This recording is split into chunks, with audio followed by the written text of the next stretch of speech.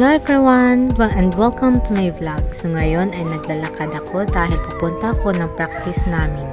Time check, 8:30 AM ako umalis ng bahay.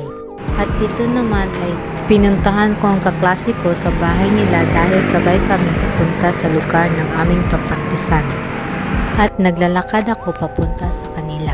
At ito naman ang lugar sa papunta sa kanilang bahay. Ay hindi nga pala bahay, nabutan ko nga pala siya sa Anlang. Dito naman nabutan ko siyang papalabas sa kanila. Naman tumakbo ako na parang bata. Ha? Ako? Gari. At dito naman ay nakasakay na kaming dalawa. Sobrang tuwa ko dahil akala ko hindi niya ako sasamahan. Hindi kasi siya nag-text sa akin kagabi. Kaya naman ang pagsisisi na sa kanya. At dito naman ay nabutan namin ang kaklase namin na bago lang dumating. Kaya naman kaming tatlo ay sabay na naglalakad.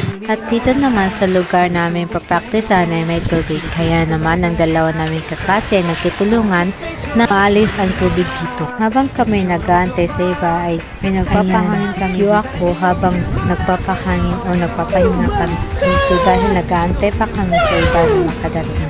Kasi sila. Pagkatapos ng practice naman ay kumain kami dito sa street food. Kaya naman ang haggard ko dito dahil sobrang pagod talaga. Stress si Ate Newper. At dito naman tapos na kami kumain ng lunch namin. Hindi ko mapigilan na bigyan ng kaklase ko na kumakanta. Biruan lang namin yun.